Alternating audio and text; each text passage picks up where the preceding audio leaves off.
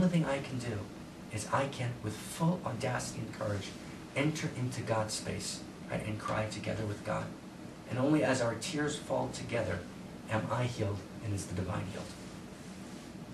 Right? So the way the masters say it, they say that there were two brothers. And one was named Menachem Mendel of Kotsk, names you don't have to remember. The other was Isaac Gavorky, two kind of great brother masters. And they made a deal with each other that whoever died first would come to the other and tell them what's actually happening, you know. And they had this kind of real pact, and each one had kind of significant mystical powers, shamanic ability to climb into the higher worlds. And they made kind of a real, and so the person who dies first is Isaac Gavorky. And he dies, and his friend Menachem Mendel kind of waits, for a dream to come to him and tell him what's going on in the upper worlds. And he waits a week and 2 weeks and 3. Nothing happens, and he knows that his friend wouldn't break their covenant, wouldn't break their contract. There's just no possible, wouldn't happen. And so finally he decides he has no choice. He's going to do an aliyat neshama. He's going to do a soul ascent. He's going to ascend to the upper worlds and find out what happened. So he gets to the upper world, and he gets to it's called the Palace of Sarah. And he says, where's my friend, Isaac Gavorky? And they say he was here, but he left. So he gets to a higher palace. He gets to the palace of Rachel. And he says, where's Isaac Gavorky? And they say he was here actually for a little while, and he partook, but then he left. He gets to the palace of Abraham, and to the palace of Hannah. And he goes, and each one he was here and he left. So where is he? And so he gets someone or some being says, there. And there is that forest that Dee was in. So this kind of image of this kind of deep and kind of dark forest. And he has no choice, his friend. What we'll do for a friend, right? Interconnect, right? So he plunges into the forest, and he just wanders there completely lost. And he can't find his friend until he hears kind of this kind of wishing, washing. He gets somehow, God knows what time was. He gets to the other side, and he sees this kind of huge ocean, and this is all like a mystical vision, right? And he sees his friend standing with his staff by the ocean, and he says to him, and by now you know this word, so what are you doing here? What are you doing here? You were in the palace of Sarah, you were in the palace of Rachel, you were in the palace of, of all the great ones, of Paul, right? What are you doing here? And he says, listen more deeply. And he listens, and he's just completely overcome. And he says, yes. He says, this is the ocean of tears.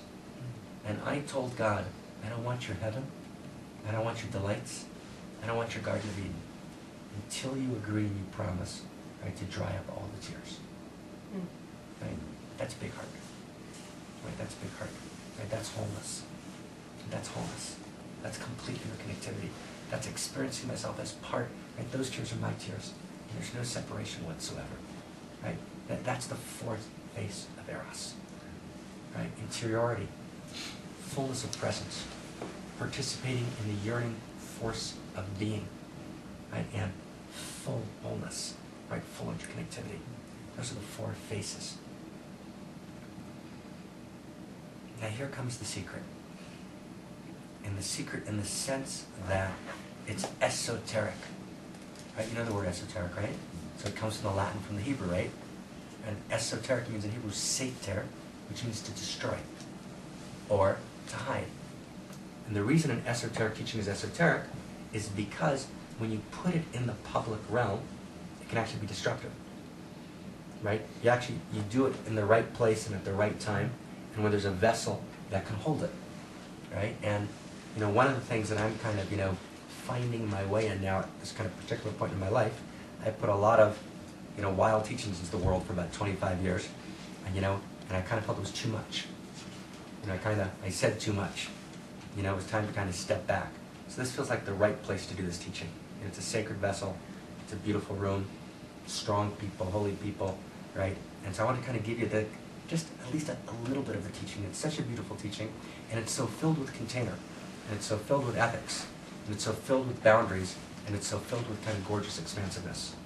So now come back with me. So if the temple is about Eros, so why don't we have atop the ark in the Holy of Holies a jogger? Right? That works. Dustin Hoffman from Marathon Man. Why don't you have a painter? Why don't you have someone shooting hoops in the zone?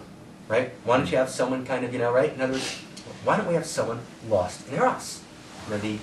the best way, and here maybe my last image I'll give you of Eros, when a teacher would leave the inner Hasidic mystical school and go out to teach, he was given the following instruction. If you're teaching and you can hear the words you're saying, stop talking. Beautiful teaching. If you're teaching and you can hear the words you're saying, stop talking. It means you're not there anymore. Right? Whatever you're doing, you're not transmitting. It's not a transmission. It's something else. Okay? That's what we mean by Eros. Okay? It's a beautiful teaching. So in our teaching, going back to the Holy of Holies in the temple, right, why do we have these sexually intertwisted cherubs? Right? Why do we have, if the temple's not about sexuality, it's about Eros. And Eros is the four faces that we've now kind of, at least in some sense, woven together, right, and described and at least touched into.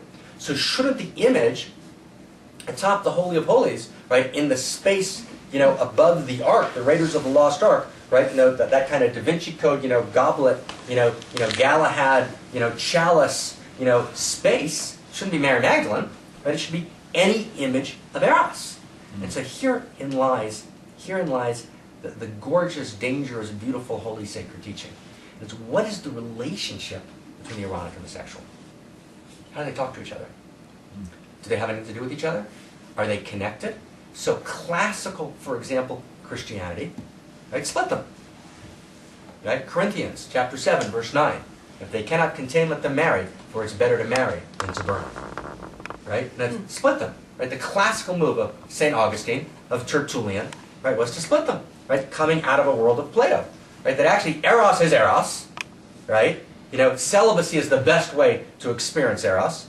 Right? Sexuality is a distraction, ultimately. And only the radical splitting asunder between the erotic and the sexual, right, allows for the erotic to live in the world. That's a position. It's a position. Here's a second position. So that we'll call that position kind of the moralist position. And that moralist position, right, is deep, deep, deep in our culture. Right? Sexual revolution, yes or no. Kinsey, yes or no. Right? That position is deep in our culture. You wouldn't have the entire country obsessed about Bill Clinton and Monica if it wasn't. Right? And we have a confused country. Right? We think pornography is terrible, and yet the largest purveyor of pornography in the country is the Marriott Hotel. Right? Owned in part by fundamentalists. Hello? Let's work this out. Right? Every Marriott Hotel, there's that little channel, it's called the adult channel, and it comes up, I don't know, I've been told, it says, viewer discretion advised, this will not appear on your bill, other than as Bambi and the glasses, right? You know what I mean? That's crazy thing. Crazy thing. We're very raunch culture, right? Feminism talks about objectification of women, right? Gorgeously, beautifully, in a holy way. Next generation, girls gone wild, right? Well, I'll do this or that or the other, right? For a hat, right? Right? And I'm not poor, and I'm not trying to make my way in the world, right? We're confused. But what are we, Puritans? Are we libertines? Right? We're not sure, right, where we stand in sexuality. Right? The old sexual ethic seems to have kind of collapsed, but a new one, right, hasn't replaced it. And so we're deeply, profoundly confused, right, in America about what sexuality is. What is a sacred sexuality? Is there such a thing? Right? And you watch the way public culture functions, right, and you begin to see, right, our kind of Puritan obsession and yet our complete liberation, and we're not sure what the relationship is between the two. We're not sure how the whole thing works. Right? And if that's true on a cultural level, on a macro level, it's certainly true on a micro level. We're internally confused. We're not sure. Right? We can't quite find our way. We know we're not in the old story, but we're not sure what the new story is. We're not sure what the structure of relationship is. Right? In America today, right, 70% of people don't live in an original monogamous family. Right? New reconstructions, right? New configurations, right? New weavings, right? Of 1,000 different kinds. Right? And yet we still hold the myth of the family, but that's actually not what's happening. Right? There's all sorts of families that are being created. The old vision of the family, right, isn't holding, and new visions of the family are replacing it, but we're not sure what the rules are. Right? And sexuality has a lot to do with bringing things together and breaking them apart. And why does it work that way? And how does it work that way? We're confused. There's kind of a deep confusion around sexuality. Right? And we're not sure how to move with it. And you kind of have, on the one side you have, let's say, call them the moralists. That's kind of what's identified with the classical religious position. Then you remember that movie they made about Kinsey? Right? There was a great movie about 5 years ago, I think it was. The movie about Kinsey, the sex researcher, or Freud. The libertines basically, healthy sexuality, writes Freud, right, will balance your system, will create equilibrium, Freud, kind of had a hydraulic model of a human being. He slightly